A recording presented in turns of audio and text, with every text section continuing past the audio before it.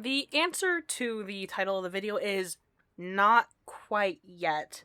Sorry I'm not opening this video with a funny haha intro like I usually do. I don't think it's really appropriate right now. Now, I just got back from work. I have notes on what I'm going to go over with all this, but I think first off, we should go over the reason you clicked on this video. The new apology, the follow-up doc that Quell has created and posted in the Blush Crunch server. So, let's just go ahead and read over this real quick. Hi everyone, as promised, this is a follow-up to my statement from July. While I still stand by what I said then, I know there is much more that needs to be said, and I hope that this is a meaningful next step. Before I start, I'm not going to name specific names, because I don't want to encourage any further harassment of anyone. I know this might make what I'm about to say sound vague, but I don't want to risk anyone on any side of the situation getting targeted or hurt anymore. First and most importantly, many people deserve apologies from me. I'd like to formally do so in this statement, but I know that a blanket apology is not enough. I want to directly help those who have been victimized by the person who abused me and others, and apologize for any direct or indirect actions I've done that may have harmed them. Everyone who was impacted by what happened in the past and what's happening right now deserves the opportunity to heal, and I want to do what I can to help. Please know that I am sorry.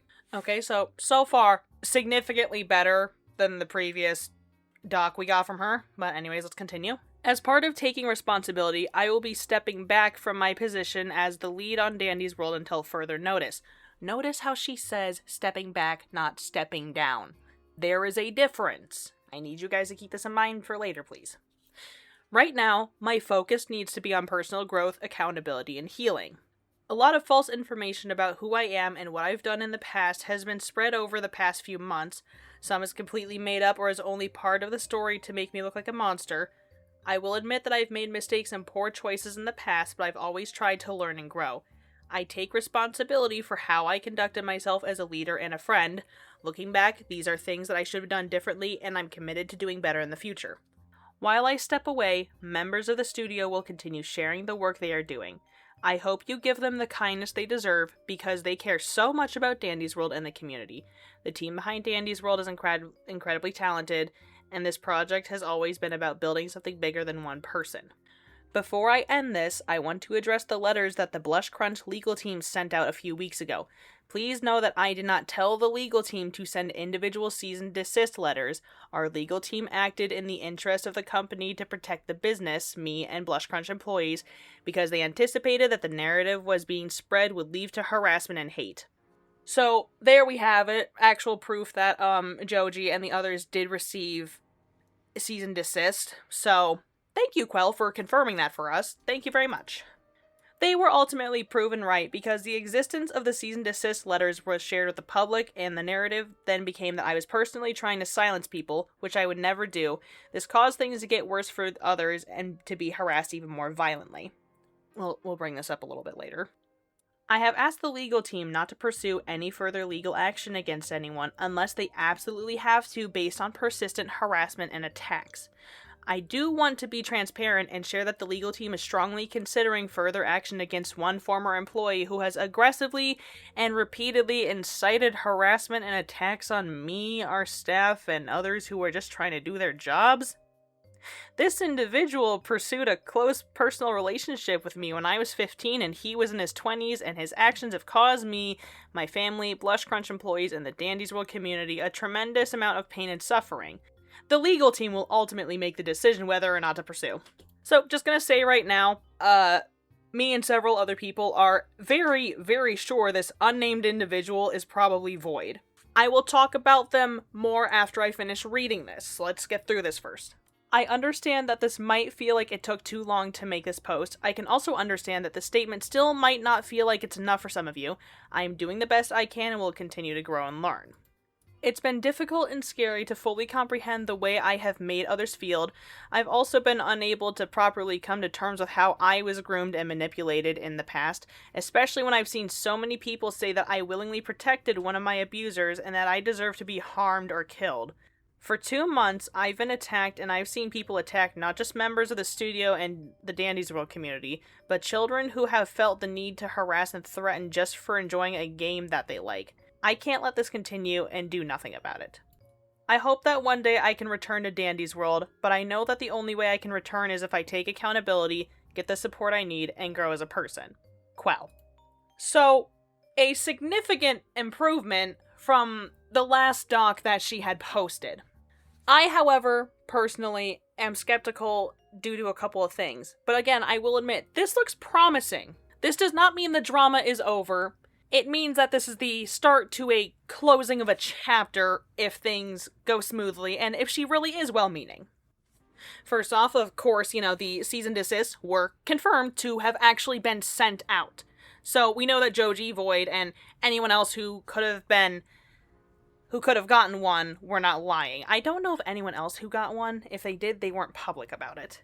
As for the individual who was in his 20s when Quell was 15, I have no doubt in my mind that it's Void.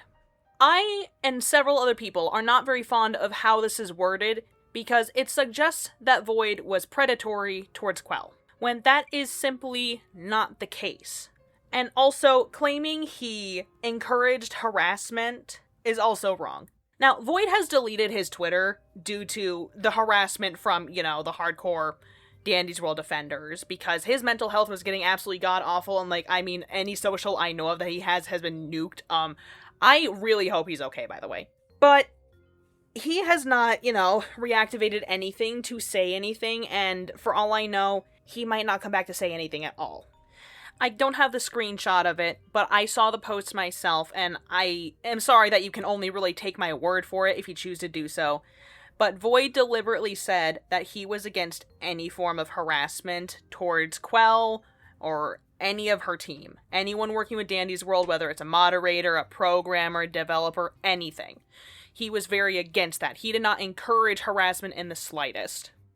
So the fact that this doc is claiming that, again, if this is Void, like people are suspecting, then that's one of the reasons I'm really off-put by this doc, and why I'm very skeptical, and I will not yet be making a return to this game.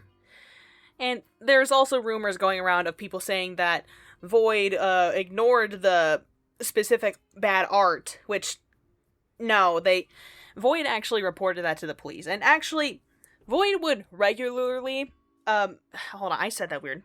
And Void would very often actually investigate creeps and report them to the authorities. So, no, oh my god.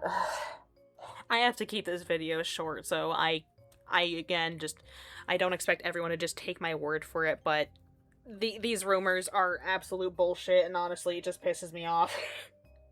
Quite a few people I know, actually including me, theorize that the BlushCrunch legal team might be lasering onto Void because, Void deleted his Twitter. He can't defend himself. He's inactive on any social that anyone was aware about, to my knowledge, unless somehow within, the couple of minutes I'm recording this, bro just, reappears on the internet. Either way, I really hope he's okay. But this would not be the first time that, actually, Quell would use someone's absence as a means to talk badly of them. The main example I am thinking of is in the group testimony doc. If you scroll through Snail's testimony, Quell would, and again, this is just going off the testimony, that people have reached out to Snail, mentioned that this was an obsessive reoccurring bit Quell would spout during voice calls unprompted, and the whole idea was that she would rant about Snail, hold on, for whatever reason, began to center on the idea that I wanted to marry / something I'm not saying on the video with Dandy. Either way, she would mention Snail quite a lot from what we can gather from the testimony. So it would not surprise me if, due to Void's absence from the internet, they're doing that. But again, there's no way to really tell for sure.